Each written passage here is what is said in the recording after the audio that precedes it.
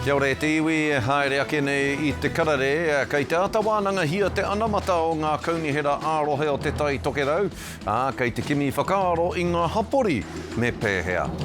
Hei tā te rōpū Aotearoa tuatahi, kei te kōkiri tonu rātou I tā rātou kaupapa here mo te kōwhiringa pōti o tēnei tau nei. Ara, e panonitia ai e rātou te ture pōti. E hia rau kau mātua I tai atu ki te papa I te whanganui ātara I te inga rangi whakatānei ki te whanganui I te ahurea Māori me ngā hononga pūmau. Māroto atu I te haka, te waiata me te poi.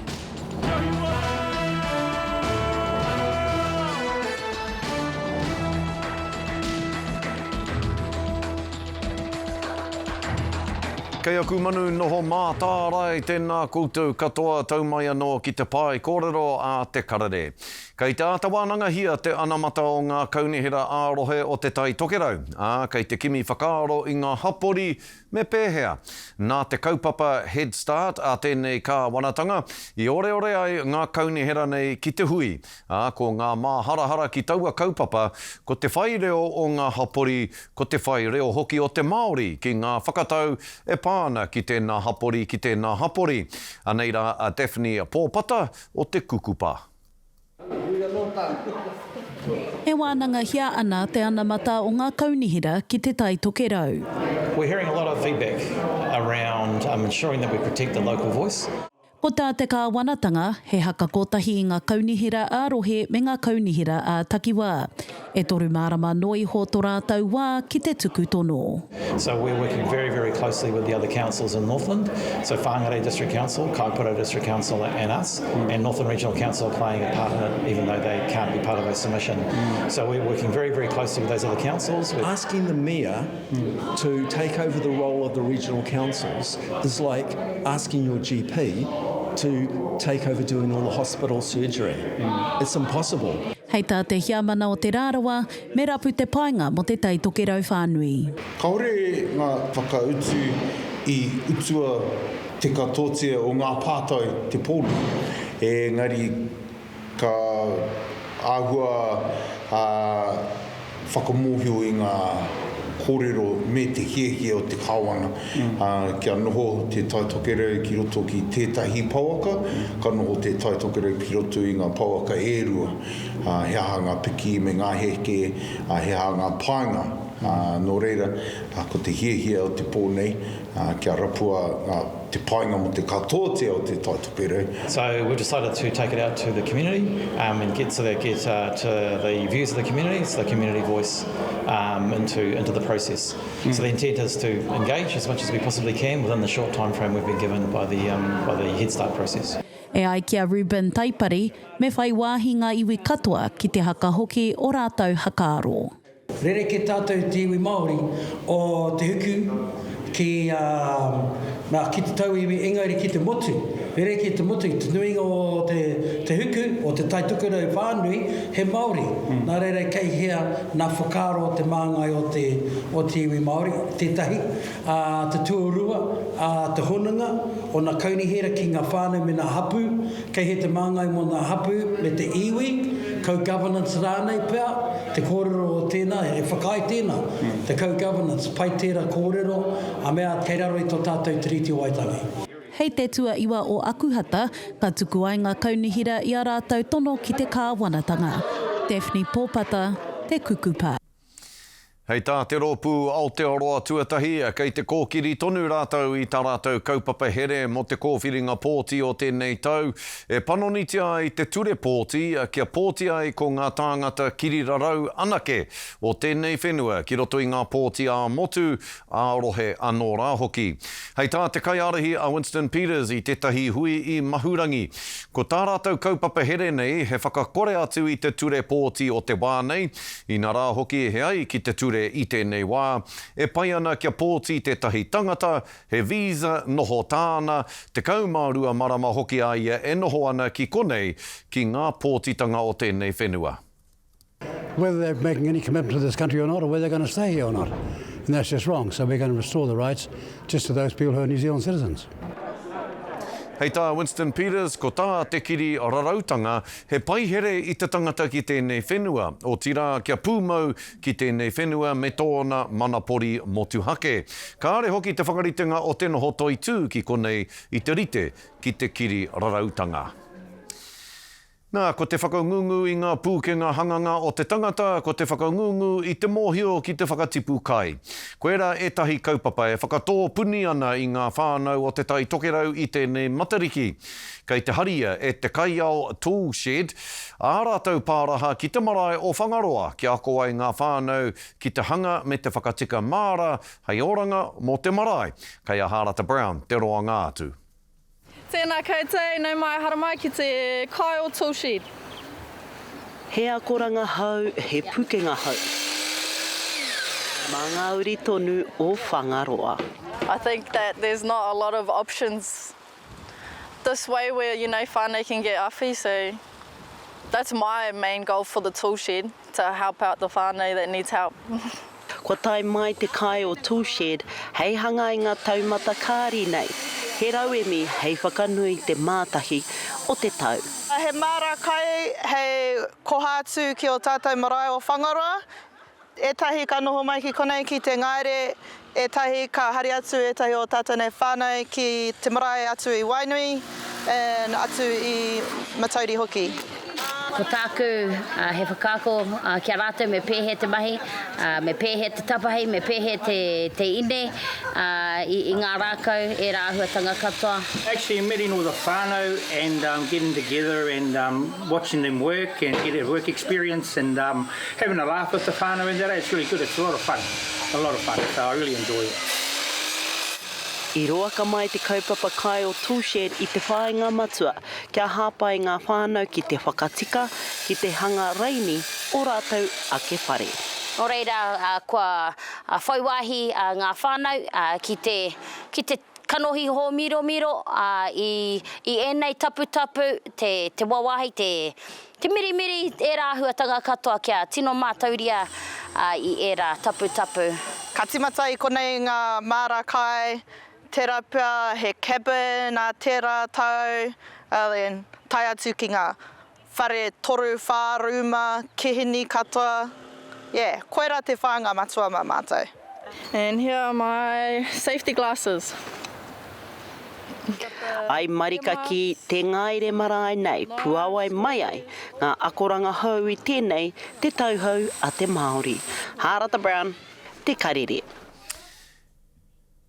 E tiwi I muriake, āmuriake I ngā whakatairanga e hiarau kaumātua I tai atu ki te papa, I te whakanui ātara I ngā rangi whakatānei, ki te whakanui te ahurea Māori, me ngā honanga pūmau, mā roto atu I te haka, te waiata, me te poi, kia mautonu mai.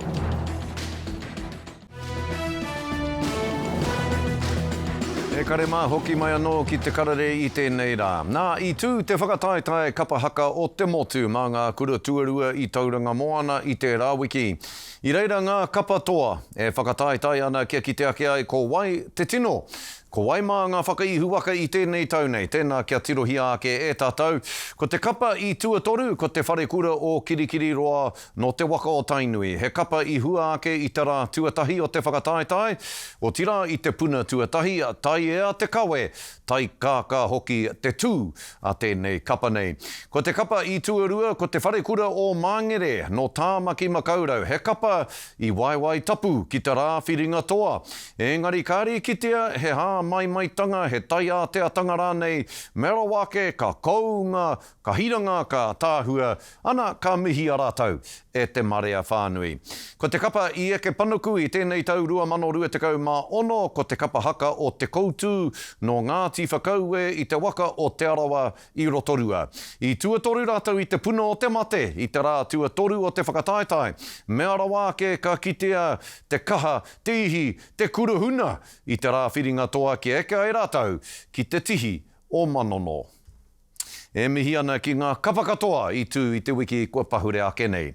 Kāti e hia rau kaumātua I tai atu ki te papa I te whanganui ātara I ngā rangi whakatānei, ki te whanganui I te ahurea Māori, me ngā hononga pūmau, mā roto atu I te haka, te waiata me te poi. Kua rua te kautau, a Taikura Kapa Haka e tiaki ana I ngā waiata I ngā kōrero tuku iho me ngā whakapapa. Hei tā ngā kai whakahaere te kau mā whitu ngā rōpū no ngā tōpito katoa o Aotearoa I takahi I te nukuroa o te whenua. Ko etahi, kai o rātou tau waru tekau, iwa tekau, anō rā hoki. Entertainment from the heart, entertainment from the soul, entertainment from the wairua. And this is what it's all about. Celebrating Matariki, celebrating taipakeke, kuia, koraua, kaumātua. 20 years, yeah, bring on the next 20 years. Ko te hunga mā takitaki a ko ngā hoa me ngā whānau no ngā tai e wha o te motu. Toko maha anō rā hoki I mā takitaki mā te ipurangi. Ko tētahi o ngā kapa I tū ki te Hūrae o Taikura I ngā rangi whakatānei ko ngā kaumātua o Waikato tani wharau. I mau ake rātou I a Maisi Kuki I mua I tā rātou wehe atu I Waikato ki te Hūrae nei.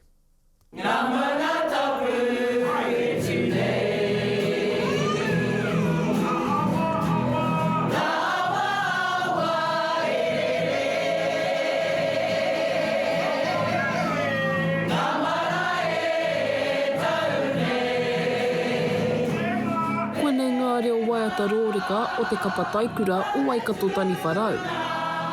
Whai ki au tēnei tau, whai ngā mahi tēnei tau. Ko ngā kuia ki te mahi ngā mahi. Ngā kuia, engari ngā rangatahi ki te awhina mai a mātau. Ko Taui Thompson te tehi o ngā rūruhi kua roa e tū ana mo te kapa nei.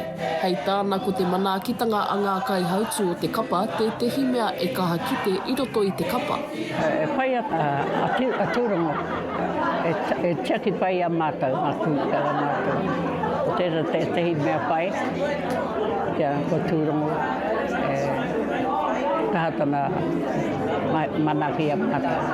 Ngā mea tino pai, anei ngō mātou kai hautu, tūrongo, Lucy, Sanima. Engari, tino harikoana te ngākau, o ngā kuia, o ngā koraua, o tira ngā kaumātou ki te haramai. Haramai mo te aha, haramai ki te piritahi, ki te akotahi, ki te ako I ngā waiata, a Waikato ake, te waka o Tainui. Nei rā, Waikato tani wharau, mihi ka wana ki a koutou katoa ko tatu mai. E ne haka tūtuka I tēnei kaupapa, waka miharo. E ai kia Vince Happy ko te kawe I te wairua whakangahau me ngā waiata o Tainui waka te tehi o ngā aronga o te kapa. Nei rā, ngā pakeke, ngā kaumātua, kui mā koroma, te tau kawe ake, ngā manakotanga o te whakangahau o tira o te Kapa Haka. Ki runga anō te whanganui ātara. Ai, ke te hikaka ai hoki. Te mea ngā mātu prakiti e te wenerei me ngā paite, ngā pō, me ngā weekend tahe, kāre mātou noho marae. Whaire, whai o tērā.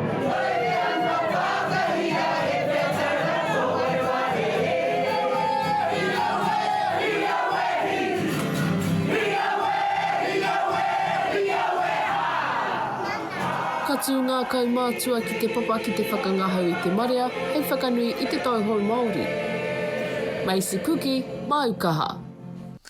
Ahakoa te rua te kautau kua hipa kei te whakaatu tonu ngā kaumātua o Ngaitahu Taikura, kāre he pakeketanga e tae a tonutia I te Kapa Haka. E rua te kautau hoki a Ngaitahu Taikura e tūana. Ko tā te rōpū nei he whakakotahi ngā kaumātua o Ngaitahu whānui no te taipautini murihiku rāpaki kai koura me Ngaitu Ahuriri. I haere a Shakaila Andrews Alapaki o Tahu News ki tā rātou haratau whakamutunga I mui te haere ki te Hūrae Taikura Kapa Haka.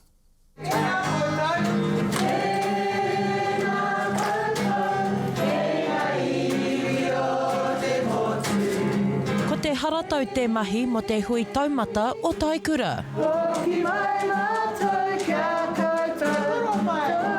ko noho tēnei kanohi kitea ki te poho o ngai tahu Taikura mō ngā tau rua tekau, ko Matapae ngā wini te me para crofts. The memorable ones were Ingahoia. That was the one that, because she took us back to the wartime when our soldiers came home. And I'm talking about Aroha. No te taurua mano mā ono I whakatūria ai te tuakana o te mepara crofts, a kahurangi Aroha Rereti crofts, I te kapa o ngai tahu Taikura. E ai kia te mepara crofts, he kaha no tōna tuakana ki te whakakotahi I ngā hapu o ngai tahu, pēnei I a ngai tuahureri, Ngāti Wheke, me Kāti Huirapa. Aroha 20 years ago was our tutor. It was always family had to go, and whether you cooked, whether you washed or did the dishes, but you still had to learn your kapa haka. And that's what she was all about. I've got my left hand up, my right hand's come from underneath, put it over the top. I ēnei wā, ko puamiria parata goro te kaiwhakahaere o te kapa nei. Ko tāna, kei te utonu rātau ki ngā waiata o nehe, ngā waiata e mōhiotia whānuitia e ngā kaumātua. So these compositions that we're doing are from the 1940s, 50s and 60s.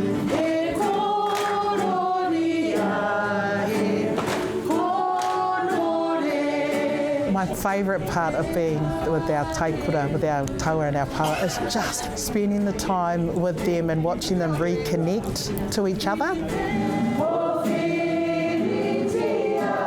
Korua te koutou te kaupapa, a he hikaka no te mepara crofts ki te hoki atu ki te atāmira me te tūngātahi ki te taha o tōna whānau.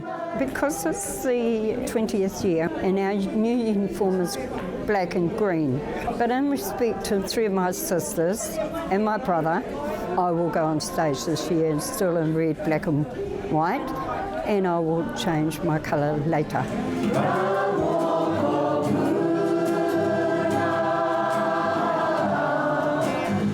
Hei a pōpō katu a ngai tahu Taikura ki te whatārangi o Taikura hei te 15 miniti pāhi I te rua karaka I te ahi-ahi.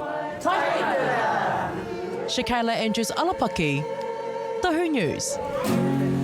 Nei, rongo au I tino pai rātau. Hoi anō rai tiwi, ki te riki, kua tīmata te hiku tau tākaro o te kapa hine toa ki tētahi toanga nui ki ngā Bulldogs, tori tekau mā rua ki te tekau I te rohe o Kirikiriroa.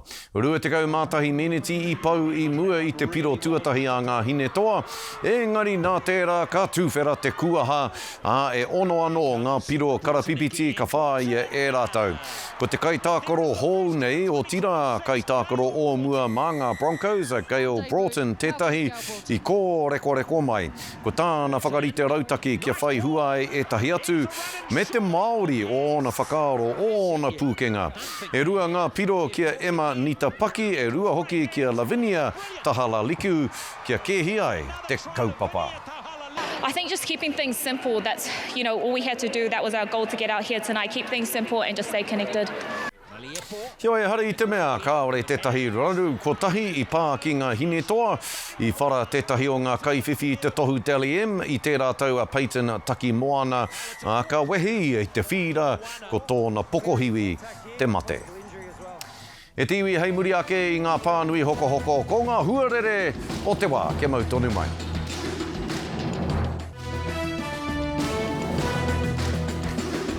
Nōrere tiwi, hei tānga manawa mō tātou I tēnei rānei, ko te pōhiri I te whakataetai ā-motu tuatahi, mā ngā kura tuaru o te motu, I te tau rua mano. Ia nāti whātua ngā tānga me ngā kapa kia te kaumā whitu o te motu kā tau, wero tahi ana te Hunga Pōti Act. Tēnei tāku wero kia pōtau, nā mea o pōtau I pōti, o tērā o ngā rōku moe. Whakatika mai koro te wata tuma.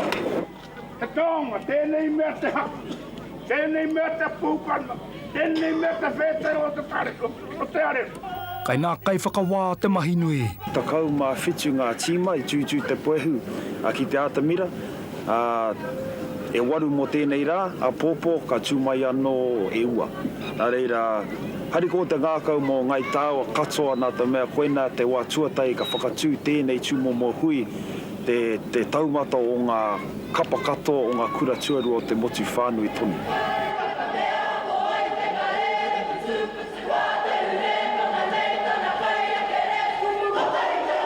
Me ki te komiti matua o ngā kapa haka o Aotearoa nei, kei te mihi atu au ki te komiti matua nā te mea, nā ona huruhurui, karere mātou te manu kei tāmaki nei, nō reira kei te mihi, kei te mihi. Ara kā hoki te harakoa o nā pākeke. He rau e te mātakitaki atu i te hungarangatahi e whakapakari nei a rātau, kia tū ki runga i te atamira. O tira kia tutuki ai i a rātau, ngā mahi kapane. Me te reo hoki, te whakarongo atu i te reo, te whakahua, e rā mea katoa. Ātāhua ana. Kai a pōpō ka hiki te niki hui, ka rongo tātou i ngā whakatau anā kai whakawā. O e no rā ko taime kē te rongo kōrero, kai te tau 2024, ka whakatūhia tēnei whakataetae mo ngā kura tuarua o te motu, ki roto o tautahi te waipaunamu. Pea, mai hi niko rātu i tāmaki makaurau, mō te karere. Mai nikora tētahi o ngā toki pautangata o te karere i ngā wā o mua. Ka mutu ko tino rere kē te ahua o te whakataetae i nei anei nera i tērā wā i te taurua mano a takarawa mai ki tēnei wahū i nā te kaha o ngā rere kētanga. Anei e tiwi ko ngā tohu Huarere.